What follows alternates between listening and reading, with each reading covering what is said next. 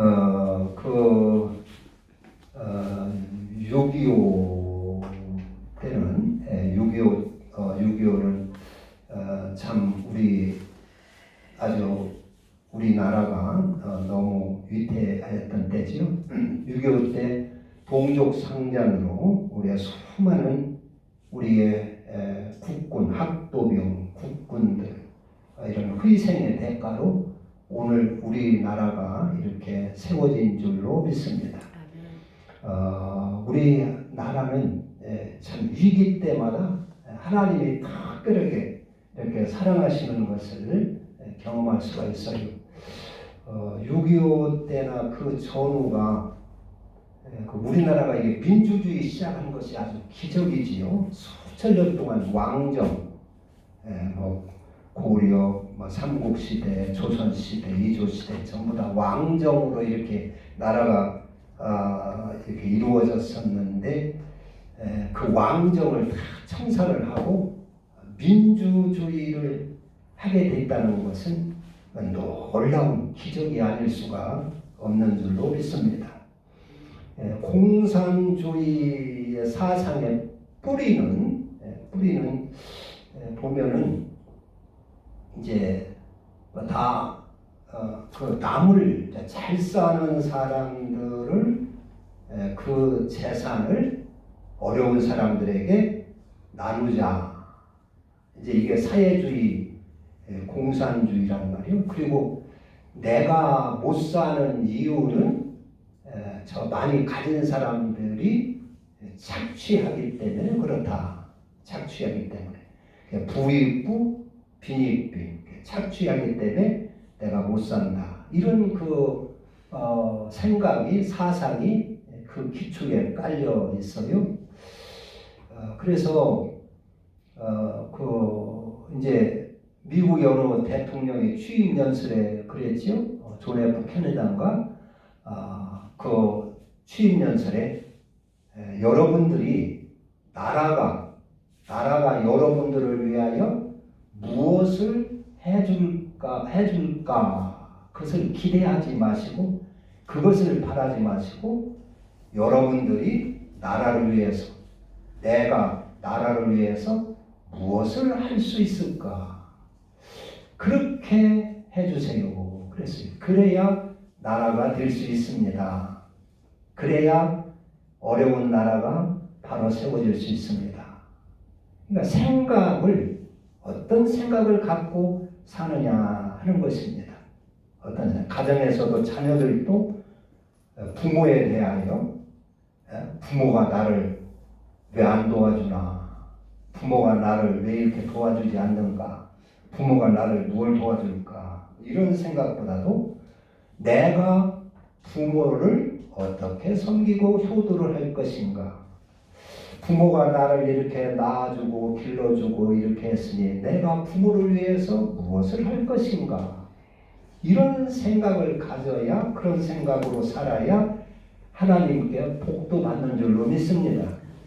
우리는 이 복의 근원은 하나님이십니다. 우리가 잘 되고 못 되고 하는 것은 하나님이 창조하시고 하나님이 복을 주셨어요. 그래서 복의 그 근원은 하나님이십니다. 하나님이 복을 주셔야 됩니다. 그런데 하나님이 어떤 복을 주시느냐? 내가 여러 사람에게 유익을 끼칠 수 있는 그러한 삶을 살 수 있는 사람에게 복을 주는 것입니다. 자기 욕심만, 자기만을 위해서 살 사람에게는 하나님이 복을 주기가 곤란한 것입니다. 왜냐하면 그 사람이 잘 되면 다른 사람이 어려움을 당하기 때문에 그런 것이지요. 가시 엉겅퀴에다가 거름을 많이 주면 어떻게 생기겠습니까? 그러면 그 주위에 있는 다른 초목들이 피해를 입어요. 피해를 입고 동식물들도 가게에 찔리고 피해를 입는다는 말이에요. 가시하게 거름을 차서 왕성하게 하면은 안 되는 것이지요. 가시나무는 이런 농토에 있을 때 가시나무는 제거를 해야 제거의 대상이지 축복의 대상이 아니다 하는 것입니다. 그러니까 우리가 하나님의 복도 내가 여러 사람을 유익하게 살려고 하는 사람에게 하나님의 복이 임한다 하는 것을 아셔야 됩니다.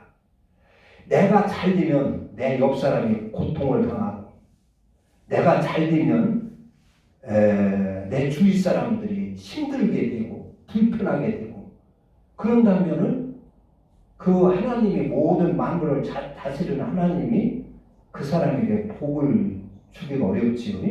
주면 안 되겠지요. 그런데 그 사람은 하나님을 믿으면서 나에게 복 주세요, 복 주세요 한다는 말이요. 그러면 안 되는 것입니다. 예를 들어서 이런 동네에 이제 길을 내려고 하는데 이런 사유지, 다 동네 도로가 사유지 아닙니까? 각자 개인 땅들을 조금씩 양보해서 길도 내고 하는데, 한 사람은 자기 땅을 전혀 양보를 하는 거예요. 길을 내려서 여러 사람이 다니는 길인데, 동네 사람들이 다니고 자기도 다니는 길인데 양보를 하지를 않아요. 자기 건 절대로 양보를 하지 않고, 길을 조금 더 의사를 하지 않고 그러고 사는 사람이 있어요. 그런 사람이 점점 땅을 사면 어떻게 되겠어요? 그럼 그 동네 사람들이 어떻게 다니겠어요? 그런 사람이 복 받으면 안 되지요. 좀 너그럽게 내 땅을 좀 넓게 도로도 내주고 회사도 하고, 이러야 하나님이 그 사람 잘 되게 하고 그 자손들이 잘 되게 하고 복을 주시는 것입니다. 그러니까 우리가 나라를 사랑할 때도, 국민들이 우리가 살 때도 나라 없으면 안 되잖아요. 나라 없으면 참 어려움을 당합니다. 나라 없는 그 서러움은 우리가 일제 36년 때라든가 이럴 때 다 겪어보지 않았습니까?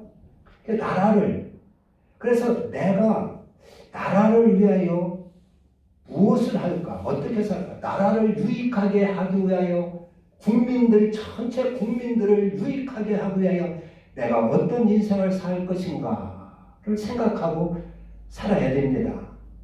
오늘날은 복지가 있어가지고 나라서 이렇게 주는 돈들이 많으니까 나는 안 주나, 무엇을 어떤 것을 받을 수 있나, 이제 거기에 이렇게 마음들이 막 쏠려 있는데, 그것은 아주 좋지 않은 형상입니다.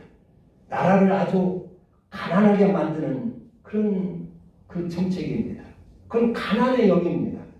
남한테 자꾸 받으려고 하는 영은 가난의 영입니다. 말하자면 거지의 영입니다.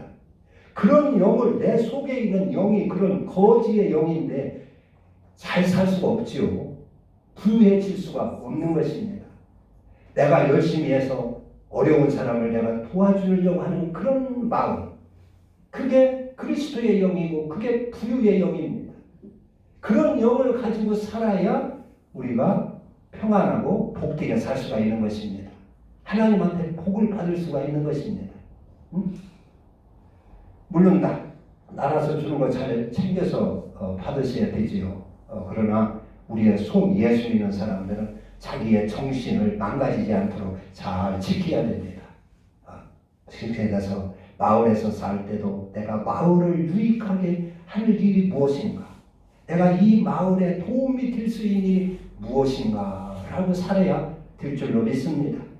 그리고 나라를 위해서도 자녀들에게도 그런 생각을 갖도록 그렇게 해야 하나님한테 복을 받을 수가 있습니다.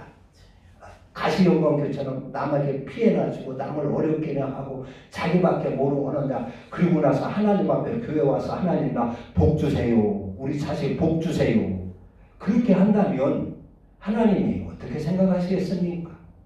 얼마나 그 기가 차겠습니까? 그래서 이 공산주의의 기본 사상은 남의 것을 빼앗아서 어려운 사람에게 나눠준다 하는 것이잖아요. 그러니까 어려운 사람들이 공산주의를 좋아합니다. 그 진보주의 좌파들을 좋아하는 것이지요. 어려워요. 그래서 어려워야 그 지지 세력들을 많이 받을 수 있어요. 그러니까 전체적인 그런 그 틀은 잘 사는 걸 원하지를 않습니다. 그리고 그 영 자체가 남의 잘 사는 사람들을 허물어뜨리려고 하는 그런 영이기 때문에 공산주의는 부유한 나라가 될 수가 없는 것입니다. 자본주의는 자본주의도 문제점이 많이 있지만 그래도 자본주의는 신앙, 성경에서 기초를 하기 때문에 내가 열심히 잘해서 열심히 살아서 저 사람을 도와줘야지. 열심히 해서 어려운 사람을 도와줘야지. 그래서 열심히 해서 도와줘야 한다는 이런 그 사상이 기초에 깔려 있단 말이요. 그렇기 때문에 자본주의는 여러 가지 그 단점이 많이 있으면서도 부익부, 빈익빈이 이런 단점이 있고 하면서도 그래도 자본주의는 경제가 일어나는 것입니다. 경제가 성장하는 것입니다. 그래서 우리는 내 인생도 무엇에 끌려 살 것인가. 이제 그 로마서 6장 16절 보면 그러죠. 너희 자신을 종으로 내주어 누구에게 순종하든지 그 순종함을 받는 자의 종이 되는 줄을 너희가 알지 못하느냐.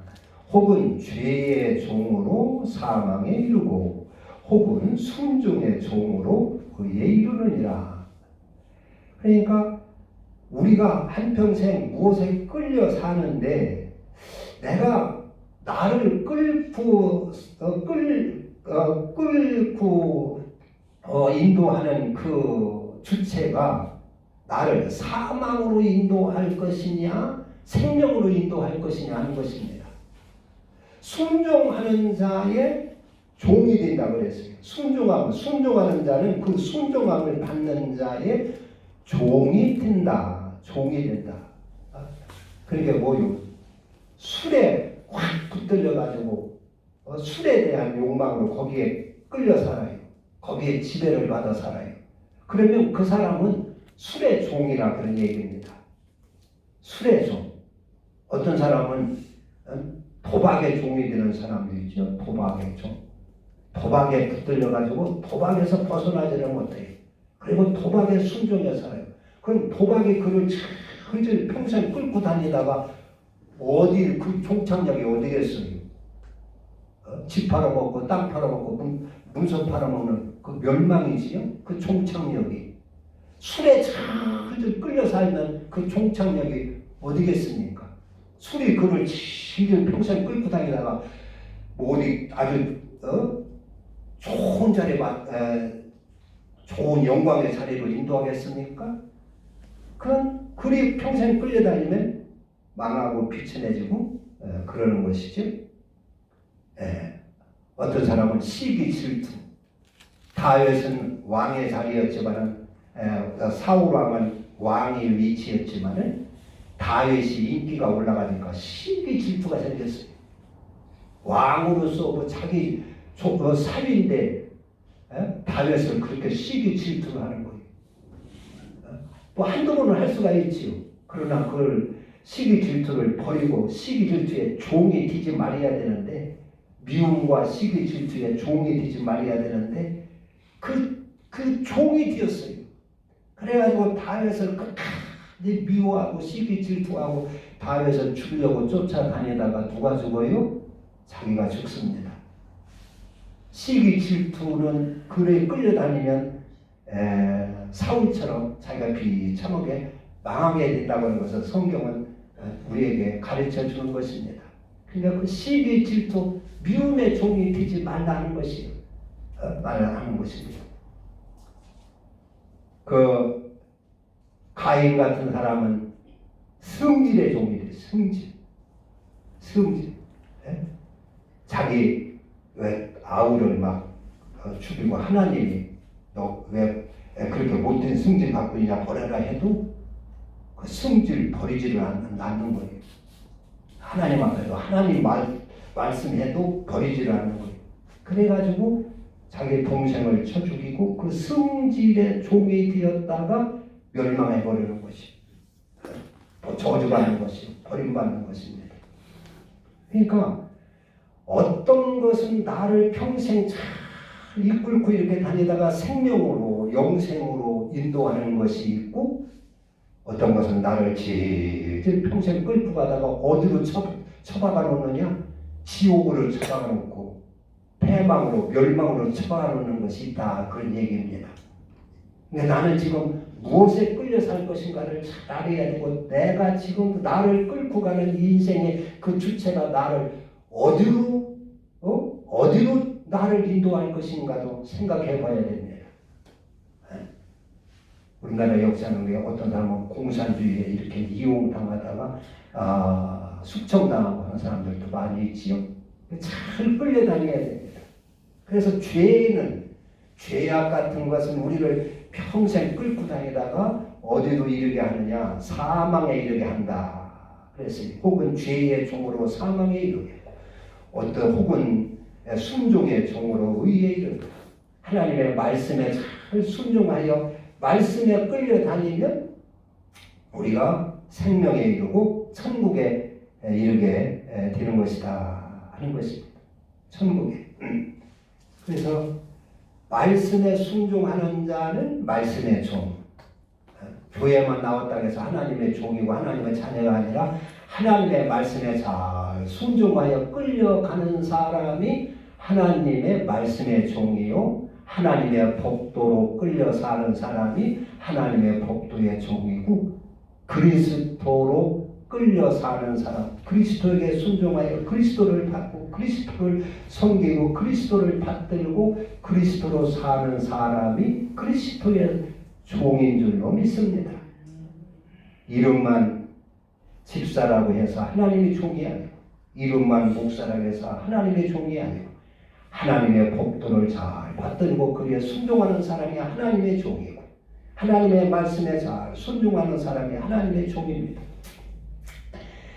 죄의 그 원 뿌리가 뭐냐? 그러나 에덴 동산에서 하나님이 아담에게 선악과를 먹지 말라는 계명을 줬어요. 근데 그 계명을 뱀의 유혹으로 말미암아 무시하고 자기의 욕망대로 살았어요. 선악과를 따먹었어요. 보암직도 하고 먹음직도 하고 지혜롭게 할 만큼 탐스럽고 그런 욕망이 생겨가지고 자기 욕망대로 하나님의 계명을 무시하고 따먹었어요. 이게 죄의 원천입니다. 이게 죄의 원천이라고 하는 것은 내가 도둑질하고 강도질하고 남을 속여먹고 그런 것보다도 하나님의 계명을 거역하고 내 욕망대로 사는 것이 죄의 원천입니다. 세상 사람들은 그 죄로 여기지를 않지요. 성경의 죄의 원천은 그겁니다. 그리고 두 번째의 원천은 하나님의 계명을 무시하고, 그리고 하나님한테 복을 구하는 거예요. 하나님의 법도대로 살지를 않고 하나님 앞에 예배 드리면서 복을 받으려고 하는 게 죄의 두 번째 원천입니다. 가인이 하나님의 계명대로 하나도 살지를 않았어요. 그리고 하나님 앞에 제사를 드려가지고 복을 달라는 거예요. 하나님 나 복 주세요. 하나님 나 마음으로 믿고 이렇게 제사 드리니까 하나님 나 복 주세요. 그랬어요. 그게 죄의 두 번째 원천입니다. 하나님의 말씀에 지뢰는 받지 아니하고 말씀에 순종은 하지 아니하고 말씀대로 살지는 아니하고, 그리고 하나님 내가 믿으니까 나 복 주세요. 그게 가인의 제사입니다. 그게 두 번째 죄의 원천입니다. 우리는 무조건 예수를 마음으로 믿고 교회 와서 막 기도하며 하나님 나 무엇도 이루어주고 무엇도 이루어주고 무엇도 이루어주고 막 주서 생기며 막 정신없이 기도를 하는 사람도 있어요. 그런데 알고 보면 그것이 큰 죄가 될 수 있다는 것을 아셔야 됩니다. 하나님의 말씀대로 계명대로 잘 살고 하나님 앞에 기도도 하고 제물도 드려야 되지, 하나님의 말씀대로 계명대로 말씀대로 순종은 하지 않고 제물만 갖다 양만 잡아서 가인처럼 양만 잡아가지고 곡식이나 제물만 갖다가 하나님 앞에 드리며 복 달라고 하면 하나님이 받으시겠느냐 하는 것입니다. 그런 제사는 하나님 받지요. 그게 죄의 원천입니다. 오늘날 예수 믿으면서도 그런 신앙생활하는 사람들이 많이 있습니다. 그건 죄의 원천이고 하나님 앞에 진노를 받을 수 있는 그러한 처사가 되는 것입니다. 그러니까 말씀대로 계명대로 살고 제물을 드리면 그 제물이 하나님을 잘 사랑하고 순종하고 하나님을 섬기는 그 참된 증거가 되는데 계명대로 살지 않고 제물만 드리고 한다면 그 제물은 하나님을 살짝 속여먹겠다, 하나님을 이용해서 복이나 받겠다 하는 뇌물 비슷한 것이 될 수 있다, 그런 얘기입니다. 그래서 죄의, 그러니까 여기 지금 로마서 7장에서는 이제 이게 바울이 이런 얘기를 해요. 여기 이제 10절에 보면 10절에 생명에 이르게 할 그 계명이 내게 대하여 도리어 사망에 이르게 하는 것이 되었도다. 쭉 끝부분을 읽어보면 나는 내 마음의 법으로는 하나님을 잘 사랑하고 선을 행하기를 원하는데 내 지체에 한 법이 있어서 자꾸 나를 악으로 이끌어간다는 말이요. 나를 악한 행동을 하게 한다는 말이요. 그러면서 오라 나는 곤고한 사람이로다. 23 오라 나는 곤고한 사람이로다. 이 사망의 몸에서 누가 나를 건져내랴. 우리 주 예수 그리스도로 말미암아 하나님께 감사하리로다 그랬어요. 그러니까 내가 원하는 선은 행하지 아니하고 15절도 있지요. 내가 행하는 것은 내가 알지 못하노니 곧 내가 원하는 것은 행하지 아니하고 도리어 미워하는 그것을 행하리라. 이게 무슨 얘기냐면 하나님의 생명에 이르게 할 계명이 내게 대하여 도리어 사망에 이르게 하는 것이 되었다. 이런 얘기가 무슨 얘기냐면 제사법을 통해서 하나님의 계명대로 제사법을 통해서 하나님의 법을 통해서 죄가 내한테 들어온다, 그런 얘기입니다. 그러니까 그리스도라고 하는 것은 하나님의 이 계명은 내가 이 땅에서 온전히 내 생명과 피를 다 쏟아 붓고 그 보상은 어디서 받느냐? 하늘나라에서 받는 것입니다. 이 땅에서 받는 것도 아니고 이 땅에서 물론 하나님이 그를 보고 축복할 자를 축복해 주십니다. 그러나 원칙은 그게 아니라 우리가 이 땅에서 살과 피를 다 쏟아붓고 땀과 눈물을 다 투자해서 하나님의 법도로 살고 그리스도로 살며 투자를 해서 그 영광을 어디서 받느냐? 하늘나라 가서 받는 것입니다. 그런데 하늘나라 가서 받아야 되는데 이 땅에서 자꾸 보상을 받고 싶어 한다, 그런 얘기입니다. 그러니까 이 땅에서 그 하나님의 계명은 이 땅에서 받는 것이 아니라 하늘나라에서 받는데 이 땅에서 자꾸 대접을 받고 싶은 거예요. 교회에 충성을 해요. 교회에 건축원금을 많이 해. 그러면 나 장로 시켜주겠지. 그런 기대가 온다는 말이에요. 그래서 안 시켜주면 시험이 드는 거예요. 목사가 미워주고 교회가 미워주고 싫어지고 그러는 거예요. 그걸 말하는 것입니다. 그러니까 그렇게 죄가 들어온다는 거예요. 그걸 바울이 깨달은 것이에요. 그걸 깨닫고 곤고한 사람이로다. 이 곤고한 나는 참으로 곤고한 사람이로다. 이 사망의 몸에서 누가 나를 건져내냐? 오직 그리스도만이 나를 건져낼 수 있다. 그리스도. 그래서 우리 주 예수 그리스도로 말미암아 하나님께 감사하리로다. 그리스도를 할 때 그 죄를 벗어날 수가 있는 거예요. 그리스도 주님을 보니까 주님께서 이 땅에 한평생 살 때 자기의 살과 피를 다 쏟아서 우리를 위하여 십자가에 달려 죽으시고 자기의 눈물과 땀을 다 쏟아 희생을 하시고 투자를 하시고 어디서 받아요?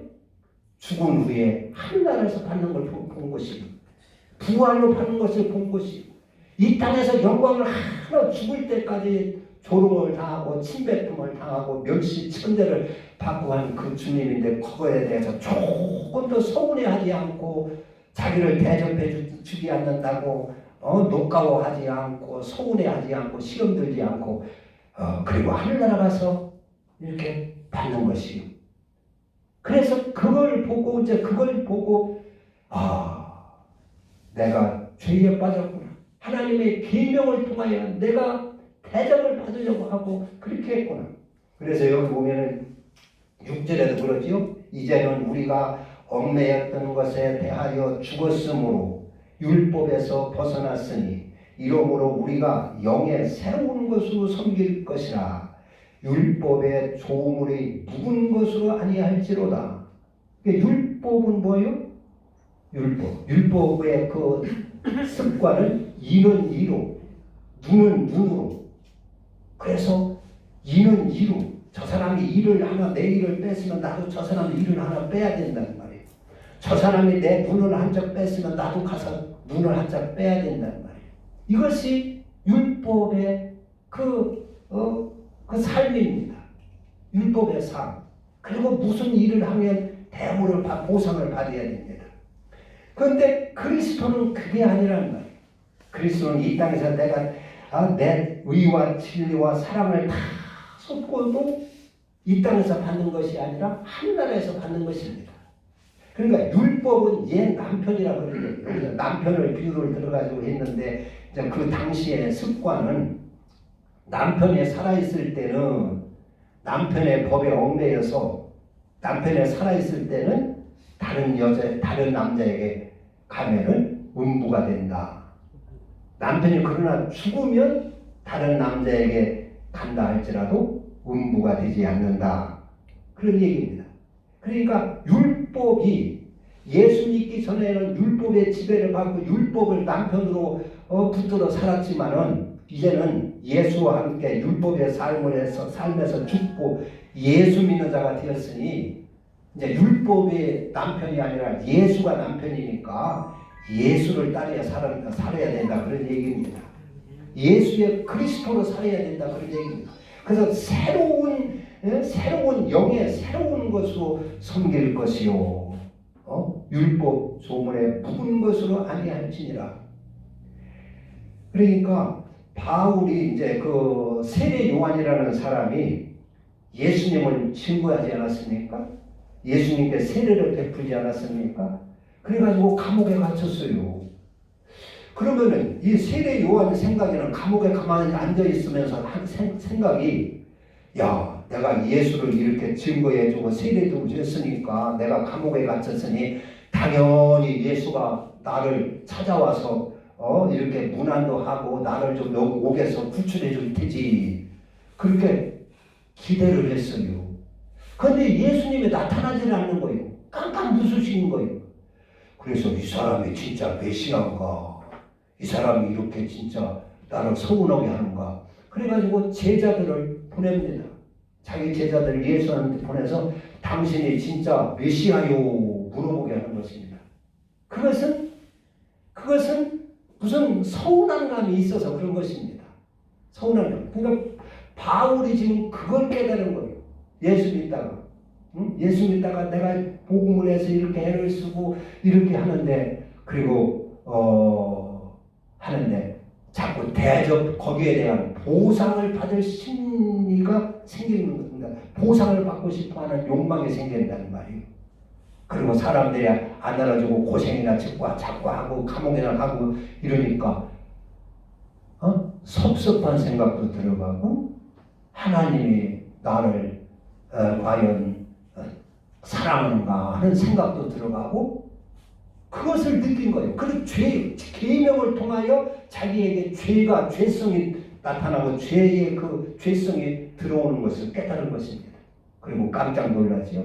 깜짝 놀라고 그리고 거기에 빠지지 않도록 경고하는 말씀이 우리 로마서 7장이라고 할 수가 있어요. 이 7장이 참 어려운 설교하기가 어렵기도 한 내용인데 그런 것입니다. 그러니까 하나님의 계명은 이 땅에서 전적으로 수고하지만은 하늘나라에서 받는 것이고 절대로 대접받으려 하는 것이 아니다. 그런 생각을 버리고 우리가 영의 새로운 것으로 하나님 앞에 열매를 드려야 된다. 그러죠? 이제 링컨에 대한 이야기가 그런 이야기가 있지요. 남북 전쟁 때 어떤 작전을 참모하고 상의를 하는데 그 자기 참모하고 이제 참모장하고 의견이 대립이 됐어요. 대통령이. 그래서 대립이 되다가 대통령이 자기 생각대로 밀어붙였어요. 그게 그 사령관을 이제 그래서는 안 되는데 전쟁의 전문가를 볼 때는 그렇게 하면 안 되는 거예요.